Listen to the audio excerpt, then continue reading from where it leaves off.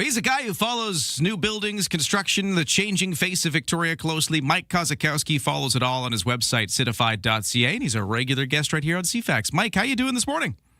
Doing very well, Ryan. Thank you for having me. Well, the reason we talked to you is because there's a big moment in the news when it comes to construction projects. It's a first. The first time Camosun College has ever built its own student housing or had student housing as part of its campuses. The ground was broken yesterday in a big ceremony to kick this thing off at their Lansdowne campus. Talk to me about this project. It's a big one. There's no doubt about it. And we chatted about this project way back, Ryan, back when you hosted the afternoon show. And we were talking about the application as it was moving through the process.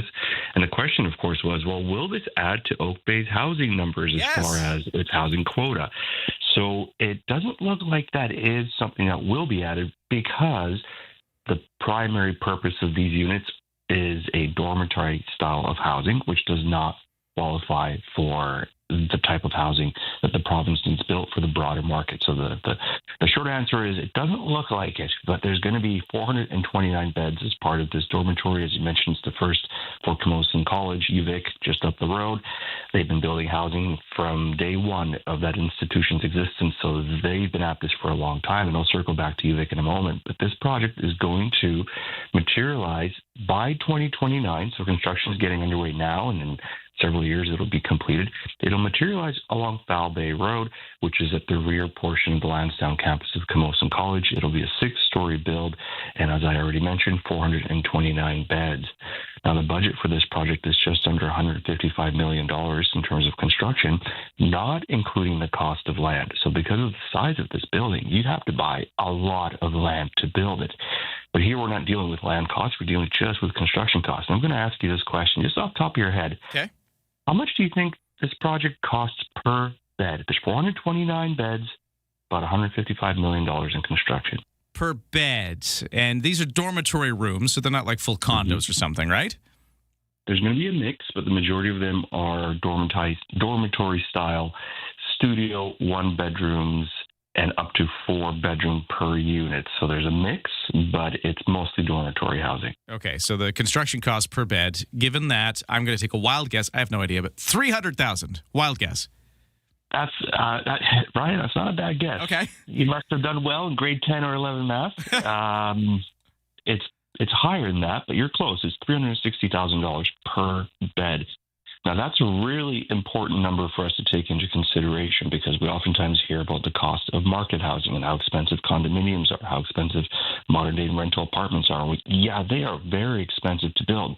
And as we see here, just a per-bed cost is $360,000. That's the cost of an entry-level apartment that is priced at a market rate as far as condominiums in our region. In fact, you can buy them for less than that. So it just goes to show how the private market can still deliver housing that is way below the price of government-supplied housing. Now, we're not going to get into the details of the inner workings of this building, but it's an important figure for us to take away because the numbers are absolutely staggering. And again, this does not include the cost of land, which would easily add about $50,000 at least per door for a project of this magnitude.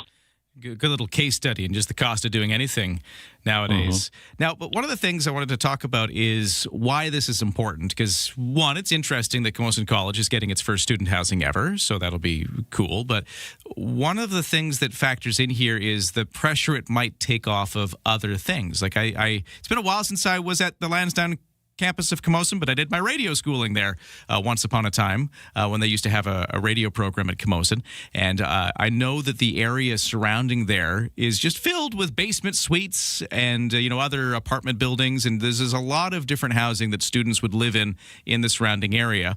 And is the idea that instead, if some of those students don't occupy those basement suites and entry apartments, instead if they're on campus in these facilities, that'll free up some housing for the rest of the community? Is that one of the hopes here?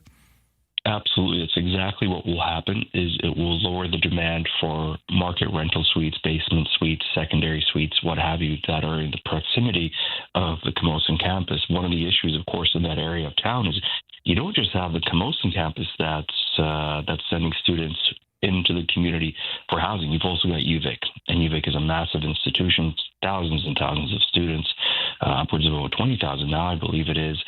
And of course, you've also got staffing at these institutions, and many of the staff members themselves would like to live closer to the community, the educational campus, I should say. And so there is a significant amount of housing demand that comes out of both institutions. And absolutely, this will lower that demand. And there is a lot of housing that's also coming to the UVic and Camosun area, that part of Saanich and Oak Bay, mostly in the Saanich half of that equation. But yeah, there's strong demand for student housing. In fact, it's one of the big drivers and investment drivers right now is student-focused housing, particularly in the area of Saanich. So the government is getting into the housing game indirectly here. Of course, providing on-campus housing is very important to our educational institutions, but absolutely this will lower the demand for secondary suites and basement suites and housing of that type in the immediate vicinity of both institutions. Okay, Mike, we're almost at a time. I got like 30 seconds, but real quick, one text question from 71010. Please ask your guest where all the students are going to park their cars since the new building is going on top of the parking lot, which is always full. That's from Gordon. Any thoughts on that?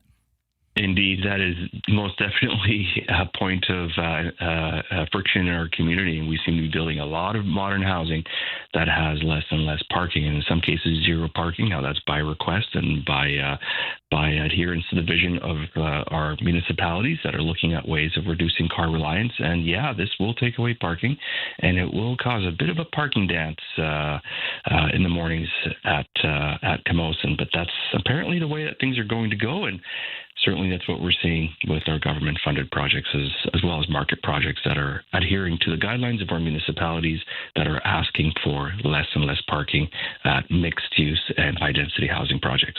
We'll have to leave it there because we're out of time, but that's the story. Camosun College breaking ground on their very first student housing project. It's at the Lansdowne campus, as our texter points out, over top of what was a parking lot on campus, and we will follow it, but we'll leave it there. Mike, follow Citified.ca. That's his website where he writes about these kind of things if you want to find out more. And until next time, have a great day.